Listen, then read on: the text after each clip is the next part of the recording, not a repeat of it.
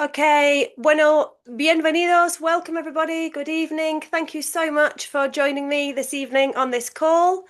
My name's Kelly, and I'm the owner of Adventures in Spanish. And I'm going to be taking you this evening through a short 30-minute presentation of our immersion experiences to Malaga, in Spain. I'd like you to please, if you'd like to just keep your cameras off and stay muted while I go through the presentation. At the end, when the presentation's finished and I stop recording, I'll invite you to turn your cameras on and unmute if you've got any questions. So as we're going through the presentation, please feel free to make some notes, and and I will address all of your questions at the end. Gracias. Okay, so like I said, my name's Kelly Thornhill, and I'm the owner of Adventures in Spanish. I launched Adventures in Spanish in 2014, just as I'd moved back from South America. I lived in South America for 20 years. That's where I became fluent in Spanish.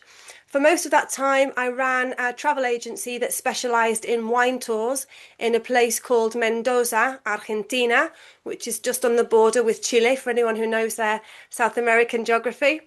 While I was running that business, I had a lot of groups that came from America and from Europe who would come over to Mendoza, visit the wineries, visit the Aconcagua, and at the same time, they would take part in some Spanish lessons. So they'd have Spanish lessons in the morning and their activities in the afternoon.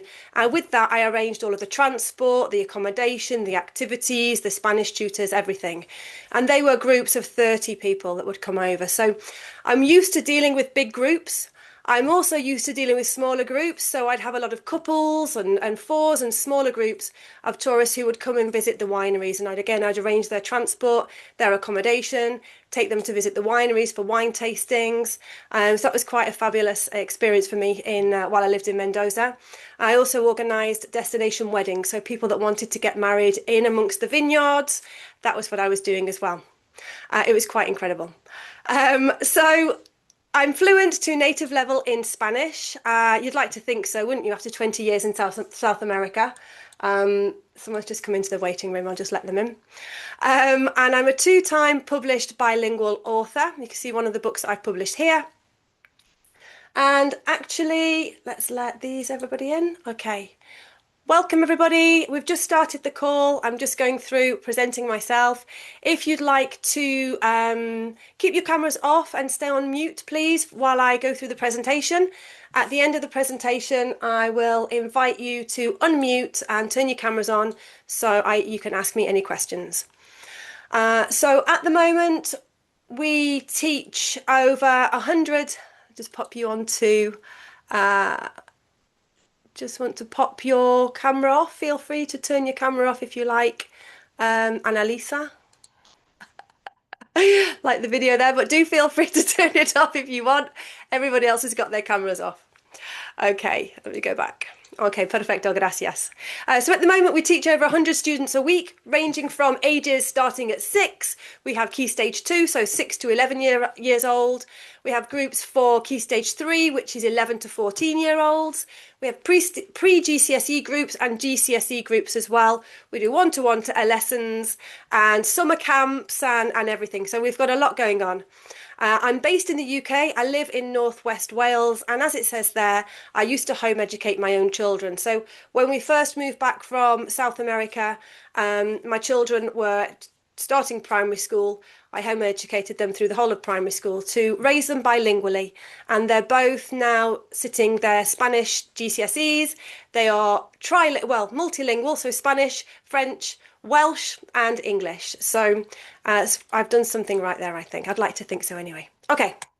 All right, then. So I started running these trips, these immersion trips in 2023 because of my own personal experience of knowing how important immersion is for language acquisition. And as being in the home education community myself for such a long time, I noticed that the schools were getting lots of trips organised for them, but when it came to home ed kids, there weren't them same opportunities. So in 2003, I ran my first trip, and last year, 2024, and then last year was our biggest trip, 2025. We had 25 students booked onto that, and the trips are always lots of fun. I'll get to all of that in a minute. So why is an immersion trip an amazing experience for children? If you're on this call, you've already probably got a bit of an idea what are the benefits. But it really does boost the language skills. So it's not like learning the Spanish in a normal classroom setting. They'll be speaking, listening, and understanding the Spanish in real life situations. And when you're using Spanish because you need to in your daily life, it sticks much better, and the grammar tends to come naturally. The immersion trips build confidence and independence. So one of the things that I notice with the children is on day one, they'll maybe be a little bit shy, unsure of, what to do, who's who, somebody else in the waiting room. But by the end of the week, they are able to just navigate on their own, basically. I mean, we don't let them go off on their own so much, but I can see the confidence grow. So they've gone from being quiet and shy and not really knowing what to say or how to say it to just thinking, well, hang on a minute, I'm here and I'm in Spain, I'm just going to have a go. And this is one of the things that I notice, that the children really feel proud of themselves for trying new things, for going to the heladeria, the ice cream parlor, and actually being able to ask for their ice cream in Espanol. It grows cultural awareness. Obviously, when we're living in Spain, we are more aware of the different cultures, what's happening, what's going on, the opening times, the closing times, the way of life. When the children are staying with a Spanish family, they get that much more intense experience of what's for breakfast, and what time dinners are. And I really do believe that the curiosity that's developed really does help have more respect for others. It does, of course, improve social skills. So, like I said, children from all backgrounds join the trips and they make friends. And it's just so lovely to be able to see them cooperating and learning to communicate and being patient and tolerant with each other. And it does make learning fun and memorable. So we have so many fabulous activities lined up for this trip, and it really does create lifelong memories. And I know that the children who came on one of the very first trips that I ran in 2023 are still friends and still in touch with the others that came on that trip. Okay, I'm going to show you a short video now of why I've chosen Malaga. Hopefully the sound works. If the sound's not working, would you please pop me a message in the chat if for any reason you can't hear it? Málaga es un lugar único que lo tiene todo. Una ciudad viva, con un encanto especial, donde pasear, vivir, disfrutar. No cabe duda, lugares como este enamoran. Málaga, ¿dónde mejor? Okay, exactly. Malaga, ¿dónde mejor? Where is better than Malaga? I don't know myself, to be honest. Obviously, that was all in Spanish, but you can see some of the visuals. And Malaga has direct flights from Liverpool. In 2.5 hours, we're in Malaga. We've got everything on our doorstep pretty much. We've got the beach school, the language school on the beachfront. We've got fabulous transport to and from the airport and to and from the city. We've got the beach, we've got shops, we've got cafes, we've got it all within walking distance. And this is what the itinerary will look like this October. This is a general activity. This is a general program that I use every year. It works beautifully. So on Saturday, we are arriving, and this will be our arrival day. So in the afternoon, people can be arriving whatever time throughout that day. I'll be flying from Liverpool with a group of students and we'll be arriving in the afternoon. And that's when we'll meet the family. So the children that are taking part in the homestay will meet up with their families in the afternoon and they will go off to their families' homes. It's quite an exciting time. On the Sunday, we have free time organised for the Sunday. Well, organised, I say. We've got free time on the Sunday. And we're going to have a chat once the bookings have closed as to what activities the children would like to do that day. They usually opt for beach days, weather permitting. And that will be a case of hanging out on the beach and just getting to know our local area. And it's a great bit of downtime before the lessons start on the Monday. On Monday, we'll have the Spanish classes every morning. So Monday, Tuesday, Wednesday, Thursday. I'm going to go through what's involved with the Spanish lessons in a minute. And in the afternoon, we have the different activities. So I've listened to feedback each year from parents as to what works, what I need to tweak. And this is probably the best itinerary that we've had yet. So I'll go through the activities shortly in more detail. Friday is a complete free day again for departure. We'll be departing in the afternoon. So in the morning, I'll probably take the children off to one of the local markets so they can experience that, because there may not be time on any of the other days. Okay. Right, I'm going to talk you through the Spanish lessons because, of course, this is why we're here. So I've partnered with Malaga, and they have their language school right on the beachfront. These are brand new facilities that only opened up last year. This is a short video of what you can expect.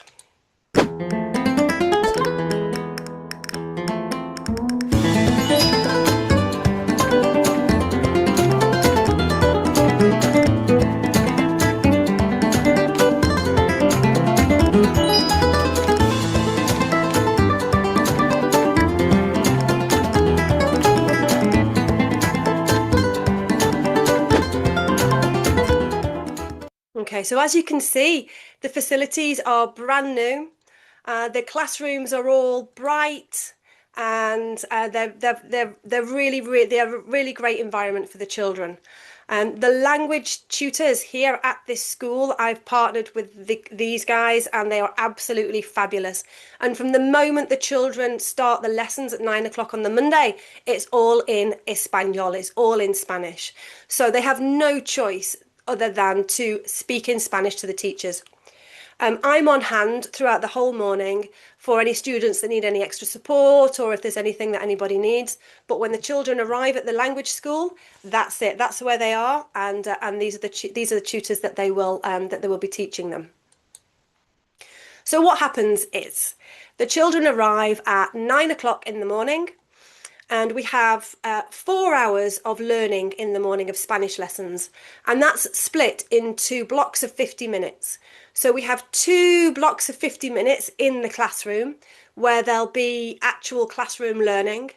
And then we go out at 11 o'clock, we go across the road to one of the panaderias. This is a panaderia. Or a cafe, one of the cafes, and the children will order their own food, their own snacks in Espanol. So I'll be with them here. I take them across and we all go over, and that's the first opportunity that they have then to put their Spanish into practice in real life. After we've done that, we've ordered some food from the panaderia. There's usually a few minutes left, and they can go and have a play on the park, which is just along the way from where this panaderia is. After that, we go back to the language school, but the next 2 hours, the next 2 blocks of 50 minutes are out and about in the local community. So one day we'll go to the local, here we go. One day we'll go to a local mercadillo. A mercadillo is a pop-up market. So this is only ever on one particular day a week. The children are given activities, so kind of like things that they have to try and find while they're walking around the mercadillo. For younger children, or those children that need extra support, I always ask parents to come along on this as well, because it is very, very busy.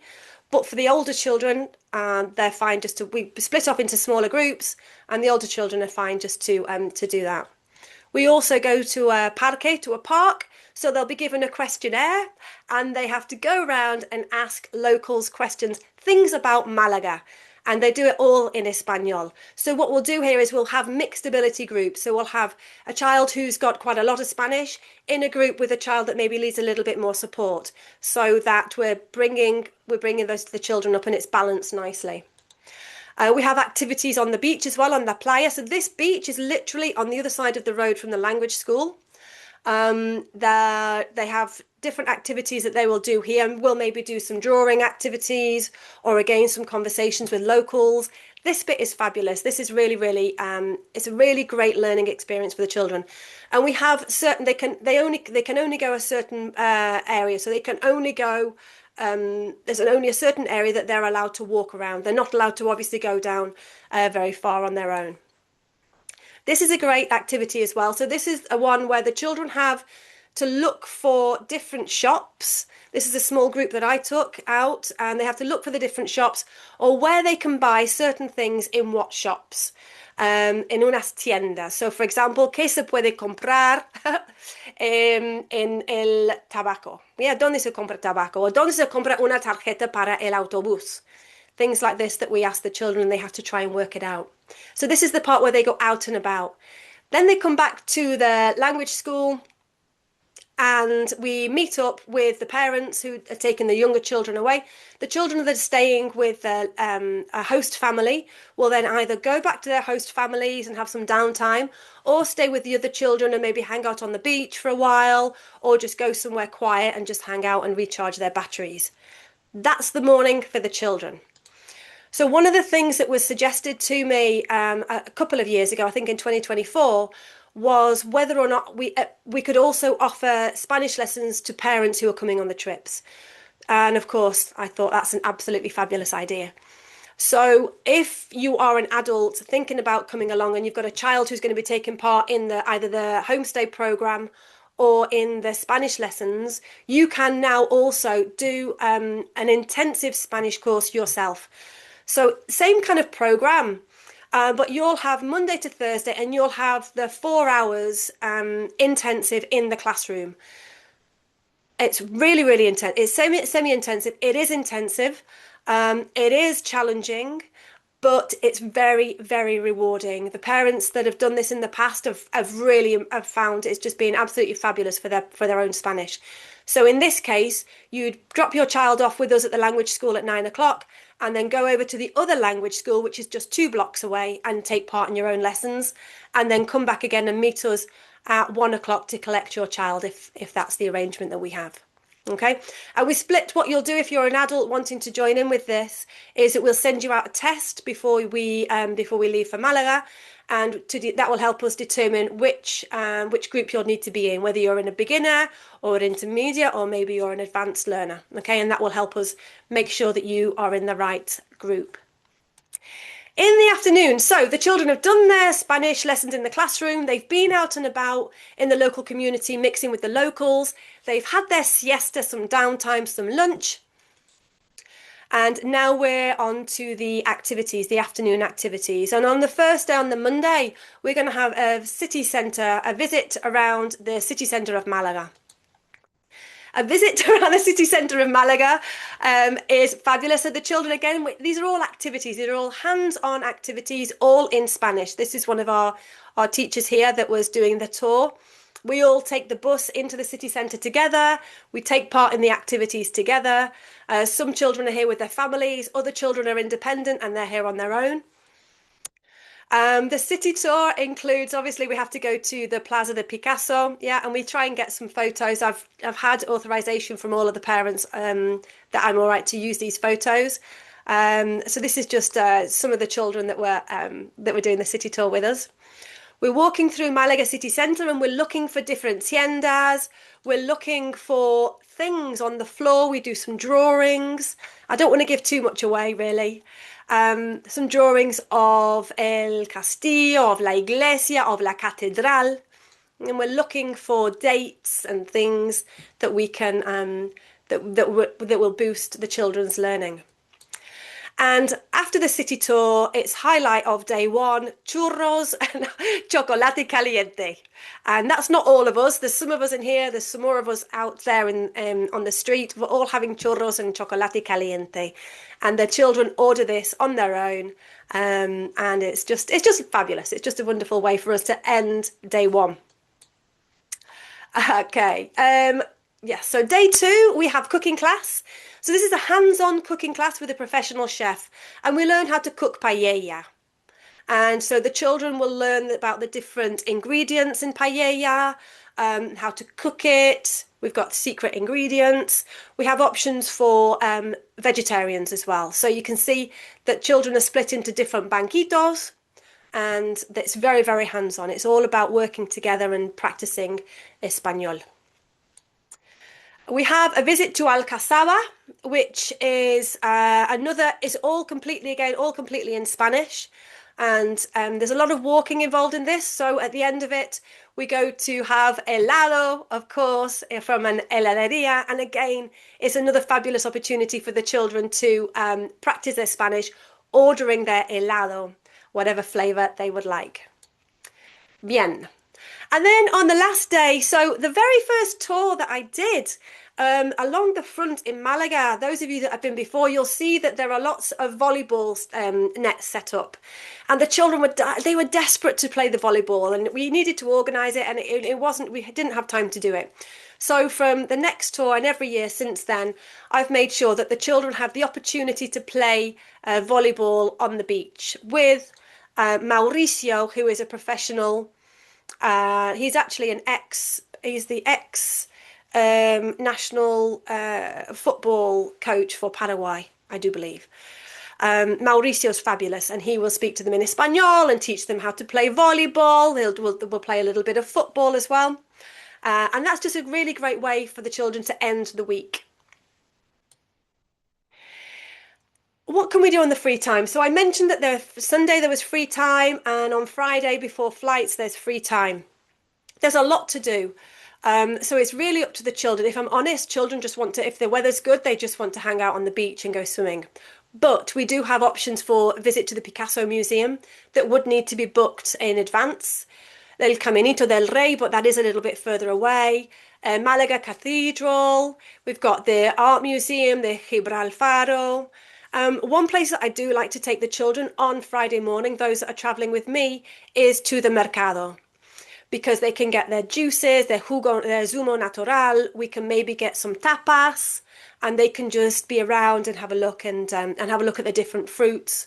And it's not an expensive option for them. So by the last day, the children are probably, they're trying to work out how many euros they've got left. They've not got much left, but maybe they've got enough to go and order a zumo de naranja or something like that in the Mercado.